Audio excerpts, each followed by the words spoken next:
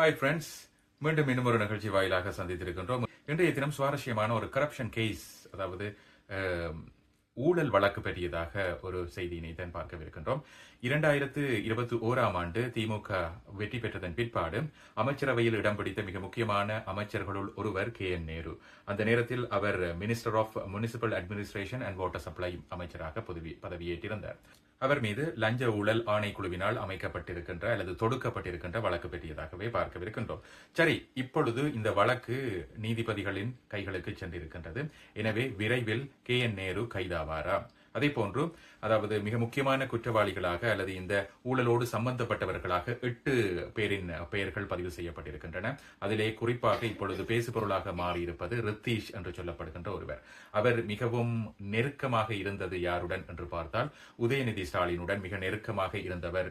உதயநிதி ஸ்டாலினின் ஒரு வலதுகரமாக செயல்பட்டவர். எனவே இந்த 8 பேரிலே KN நேரு எப்படி முக்கியத்துவம் பெறுகின்றாரோ அதே போன்று 8ஆவதாக சேர்க்கப்படுகின்ற ரித்தீஷும் மிக முக்கியமாக கருதப்படுகின்றார். காரணம், அவர் உதயநிதி ஸ்டாலினுடன் இணக்கமாக மிகவும் நெருக்கமாக இருந்தது. சரி, இவர்கள் விரைவில் கைது செய்யப்படுவார்களா என்பது பற்றி தான் இந்த வீடியோவிலே நாங்கள் பார்க்கவிருக்கின்றோம். சரி, KN நேரு செய்தது என்ன? எப்படியாக இந்த லஞ்ச ஊழல் ஆணைக்குழுவிலே மாட்டிக்கொண்டார் அல்லது அவர் மீது எப்படியாக வழக்கு பதிவுகள் செய்யப்பட்டிருக்கின்றன என்பது பற்றி பார்க்கலாம். இது பற்றி பார்ப்பதற்கு நாங்கள் 2026 சற்று 2025க்கு முன்னோக்கி செல்ல வேண்டும். சரி, ED இந்த விசாரணையை ஆரம்பித்தது KN நேருவின் இந்த வழக்கிற்காக அல்ல. அதாவது முக்கியமாக வங்கி மோசடி வழக்கினை விசாரிப்பதற்காக KN நேருவின் சகோதரரின் வீட்டினை அவர்கள் சோதனை செய்கின்றார்கள். KN நேருவின் சகோதரர் ரவிச்சந்திரனுக்கு சொந்தமான இடங்களிலே அமலாக்கத்துறை சோதனை செய்கின்றது. காரணம் என்னவென்று பார்த்தால், வங்கி மோசடி பற்றியதாக அவர்களுக்கு கிடைத்த தகவல்களின் அடிப்படையில் ஒரு சோதனை நடவடிக்கைகள் நடைபெறுகின்றன. ஆனாலும் அங்கிருக்கின்ற லாக்கர்கள், கணனிகளை சோதித்து பார்த்தபோது அதிகாரிகளுக்கு மிக முக்கியமான அதிர்ச்சி ஒன்று காத்திருந்தது. அதாவது சில டிஜிட்டல் மற்றும் ஆவண ஆதாரங்கள் கிடைத்தன. அவை அனைத்தும் என்னவென்று பார்த்தால், அதாவது நகராட்சி நிர்வாகம் மற்றும் குடிநீர் வழங்கல் துறையில் நடந்த பிரம்மாண்டமான வேலைவாய்ப்பில் ஊழல் நடந்தது சம்பந்தமான ஆதாரங்கள் அவர்களுக்கு கிடைத்திருக்கின்றன. ED அதிகாரிகள் அதனை 232 பக்கங்கள் கொண்ட ஒரு பிரம்மாண்டமான ரகசிய அறிக்கையாக தயாரித்து அந்த அறிக்கையினை 2538 அரச பணியிடங்கள் திட்டமிட்டு விற்கப்பட்டதாக அவர்கள் அதிலே கூறியிருந்தார்கள். அந்த அறிக்கையை பொறுத்தவரையில் அவர்கள் சொன்ன விடயம் என்னவென்று பார்த்தால், அதாவது உதவி பொறியியலாளர்கள், இளநிலை பொறியியலாளர்கள் மற்றும் நகர அமைப்பு அதிகாரிகள் உட்பட்ட மொத்தமாக 2538 அரச பணியிடங்கள் திட்டமிட்டு விற்கப்பட்டிருக்கின்றன என்று அந்த அறிக்கையிலே அவர்கள் குறிப்பிட்டிருக்கின்றார்கள். அதாவது ஒவ்வொரு வேலைக்கும் அந்த தகுதிகளின் அடிப்படையில் அந்த இளஞ்ச தொகையாக நிர்ணயிக்கப்பட்டது 25 லட்சம் முதல் 35 லட்சம். இவ்வளவு தொகையும் மொத்தமாக நாங்கள் கணக்கு பார்த்தால், அதாவது குறிப்பாக அவரேஜாக நாங்கள் ஒரு 30 லட்சம் என்று வைத்தாலும் மொத்தமாக 2538 பணியிடங்களுக்கு இப்படியாக அவர்கள் லஞ்சத்தினை பெற்றிருக்கின்றார்கள். இதனைத்தான் அவர்கள் அறிக்கையாக செய்து மொத்தமாக 232 பக்கங்கள் கொண்ட ஒரு அறிக்கையாக தயாரித்திருந்தார்கள். சரி, இப்படியாக அவர்கள் தயாரித்த அறிக்கையினை அவர்கள் லோக்கல் குற்றத்திற்கான ஆதாரங்கள் எல்லாம் எங்களிடம் கிடைத்துவிட்டன. எனவே இதனை தமிழக மாநில காவல்துறையிடம் சமர்ப்பித்து, அதாவது மிக முக்கியமான சாட்சிகளை நாங்கள் கைப்பற்றியிருக்கின்றோம். அது பற்றியதான அறிக்கை உங்களிடம் கொடுக்கப்பட்டிருக்கிறது.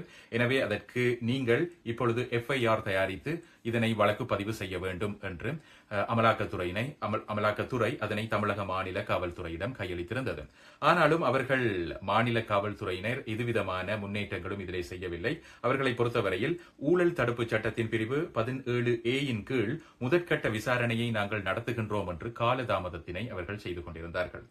சரி, இப்படியாக காலதாமதம் ஏற்பட்டுக் கொண்டிருந்த போது அதிமுக மாநில உறுப்பினர் இன்பதுரை அவர்கள் சென்னை உயர்நீதிமன்றத்திலே ஒரு வழக்கல் தாக்கல் செய்திருந்தார். அதாவது அமலாக்கத்துறை சகல ஆதாரங்களும் கிடைத்திருக்கின்றது என்று ஒரு அறிக்கையினை தயாரித்து தமிழக காவல்துறையிடம் கொடுத்ததன் பிற்பாடும் தமிழக காவல்துறை வேண்டுமென்றே இந்த FIR, அதாவது முதல் தகவல் அறிக்கையினை சமர்ப்பிப்பதில் காலதாமதத்தை ஏற்படுத்துகின்றது என்று ஒரு குற்றச்சாட்டினை வைத்திருந்தார்.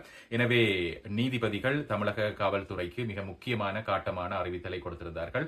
சகல விடயங்களும் இருக்கின்றன, ஏன் இதனை தாமதப்படுத்துகின்றீர்கள், துரிதப்படுத்தப்பட வேண்டும் என்று அவர்கள் கட்டளை கொடுத்திருந்தார்கள். இதைத் தொடர்ந்து 20ஆம் தேதி பிப்ரவரி மாதம் 2026ஆம் ஆண்டு உயர்மன்ற நீதிபதி அமர்விலே தமிழக அரசுக்கு ஒரு பலத்த அடியினை நீதிபதிகள் கொடுத்திருந்தார்கள். அதாவது அவர்கள் சொன்ன விடயம், இந்த வழக்கு பதிவை பொறுத்தவரையில் மிக வலுவான ஆதாரங்கள் கிடைக்கப்பெற்றிருக்கின்றன. எனவே இதற்கு உடனடியாக முதல் தகவல் அறிக்கையினை நீங்கள் தகவல் அறிக்கையினை தாக்கல் செய்ய வேண்டும் என்று அவர்கள் தமிழக காவல்துறைக்கு ஒரு காட்டமான அறிவித்தலை கொடுத்திருந்தார்கள். இதனைத் தொடர்ந்து ஜூன் மாதம் 5ஆம் தேதி தமிழக காவல்துறை சட்டபூர்வமாக முதல் தகவல் அறிக்கை FIR-னை தாக்கல் செய்திருந்தது. இதைத் தொடர்ந்து KN நேரு மற்றும் தமிழக சட்டசபை இதற்கு எதிராக, அதாவது இவர்கள் தாக்கல் செய்த அந்த அறிக்கைக்கு எதிராக தாங்கள் குற்றமற்றவர்கள், தாங்கள் நிரபராதிகள் என்று எதிர் தாக்கல் மனுவினையும் தாக்கல் செய்திருந்தார்கள். சரி, இப்பொழுது அவர்கள் தாக்கல் செய்த, அதாவது முதல் தகவல் அறிக்கையிலே தாக்கல் செய்ததின் அடிப்படையில் பார்க்க போனால் முதல் 8 பேர் இதிலே பிரதான குற்றவாளிகளாக அவர்கள் குறிப்பிட்டிருந்தார்கள். தமிழக காவல்துறையினால் தயாரிக்கப்பட்டு சமர்ப்பிக்கப்பட்ட அந்த முதல் தகவல் அறிக்கை FIR ரிப்போர்ட்டிலே 8 பேர் முதல் நிலை குற்றவாளிகளாக அடையாளம் காணப்பட்டிருந்தார்கள்.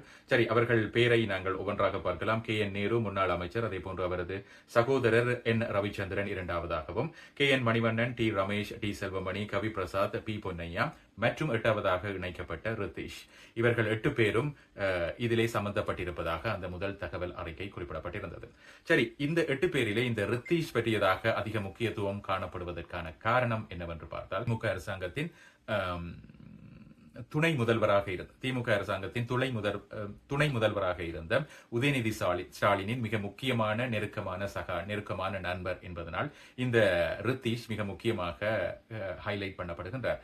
சரி, இந்த விடயத்தில் ரித்தீஷ் என்னவாறாக தொழில்பட்டிருக்கின்றார் என்று பார்த்தால், அதாவது இப்படியான ஒரு ஹைலைட் ஊழல் நடைபெறுகின்ற போது ஒவ்வொரு ஏஜென்ட்டுகளை பொறுத்தவரையில் அவர்களது கைவரிசைகள் மிக அதிகமாகவே இருக்கும். அதாவது இந்த ஊழலிலே ஒவ்வொருவரும் லஞ்சம் கொடுக்கின்றார்கள் என்று பார்த்தால் எப்படியானவர்கள் லஞ்சம் கொடுப்பதற்கு தங்களை ஏதுவாக வைத்திருக்கின்றார்கள். அதாவது யாரிடம் இருந்து இந்த லஞ்சம் கிடைக்கும், அதாவது ஒவ்வொரு அப்ளிகேஷனை பொறுத்தவரையிலும் யாரெல்லாம் லஞ்சம் கொடுக்கக்கூடிய தகுதியோடு இருக்கின்றார்கள், அவர்களிடமிருந்து எப்படியாக பணத்தினை கைமாற்றுவது, அவர்களை எப்படியாக அப்ரோச் பண்ணுவது, அவர்களை எப்படி கன்வின்ஸ் செய்வது என்பதற்காக ஒரு ஏஜென்ட் தொழில்படுவார். அவ்வாறான ஒரு ஏஜென்டாக தொழில்பட்டவர் தான் இந்த ரித்தீஷ். அவர் மூலமாகத்தான் பல பண கொடுக்கல் வாங்கல்கள் KN நேரு மற்றும் அவரது சகோதரர் ரவிச்சந்திரனுடன் இணைக்கப்பட்டிருந்தது என்று இப்பொழுது பரவலாக தகவல்கள் குறிப்பிடப்படுகின்றன. சரி, இப்பொழுது பார்க்க போனால் எப்பொழுது இந்த KN நேரு மற்றும் சகாக்கள் கைது செய்யப்படுவார்கள், அதாவது புதிய அரசாங்கம் வந்திருக்கிறது. எனவே இவர்கள் மீதாக அமலாக்கத்துறை சகல விடயங்களையும் அடங்கலான அறிக்கையை சமர்ப்பித்திருக்கின்றது. எனவே ஒட்டுமொத்தமாக குற்றம் 50க்கும் அதிகமாகவே நிரூபிக்கப்பட்டதாகவே இருக்கிறது. எனவே எப்பொழுது கைது செய்யப்பட்டு விசாரணைகளுக்காக இவர்கள் காவல்துறையின் கீழ், கஸ்டடியின் கீழ் கொண்டு வருவார்கள் என்று பார்த்தால் அதில் தான் ஒரு சின்ன சட்ட சிக்கல் இருக்கிறது. அதாவது இவர்கள் KN நேரு மற்றும் தமிழக சட்டமன்றம் எதிர்த்தாக்கல் மனுவினையும் செய்திருந்தார்கள். இந்த தாக்கல் செய்யப்பட்ட இந்த மனுவிலே குறிப்பிடப்பட்டிருப்பவற்றில் பல விடயங்கள் உண்மைக்கு புறம்பானவை, எனவே நாங்கள் குற்றவாளிகள் அல்ல என்று எதிர் மனு தாக்கலும் செய்திருந்தார்கள்.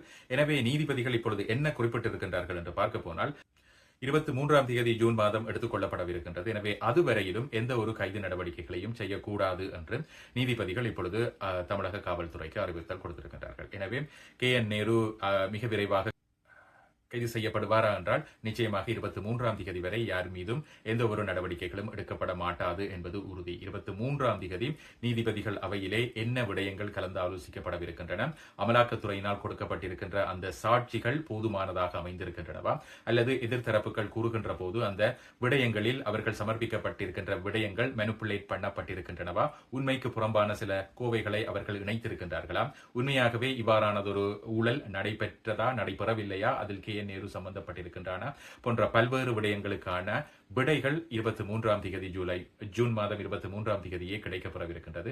அதற்கு பிற்பாடு அந்த அமலாக்கத்துறை கொடுத்த அந்த அறிக்கையின் படி அந்த விடயங்கள் உண்மையாக அமைந்திருக்கின்றன என்று நீதிபதிகள் சர்டிபிகேட் கொடுத்தால் மாத்திரமே கைது நடவடிக்கைகள் ஏற்படுத்தப்படும். கைது நடவடிக்கைகள் ஏற்படுத்தப்பட்டால் அது திமுக அரசாங்கத்திற்கு ஒரு பின்னடைவாகவே அமைந்திருக்கும். காரணம், இந்த வழக்கிற்கு எதிராக KN நேரு மாத்திரமல்ல, தமிழக சட்டப்பையினை அந்த நேரத்தில், அதாவது 20ஆம் தேதி பிப்ரவரி மாதம் தாக்கல் செய்யப்பட்ட போதும் அதற்கு எதிர்மனு தாக்கல் செய்ததில் KN நேரு மாத்திரமல்ல, தமிழக சட்டசபையும் எதிராக தாக்கல் செய்திருந்தது. எனவே அது திமுகவிற்கு மிக முக்கியமான பின்னடைவாகவே அமையும். எனவே பொறுத்திருந்து பார்க்கலாம் 23ஆம் தேதி என்னவாறு தீர்ப்பு வரப்போகின்றது, KN நேருவின் நிலை என்னாகும், அதே போன்று ரித்தீஷ் என்ன ஆவார், அவர் மூலமாக பல்வேறு விடயங்கள் வெளிக்கொண்டு வரப்படுமா என்பதை பொறுத்திருந்து பார்க்கலாம். நன்றி, வணக்கம்.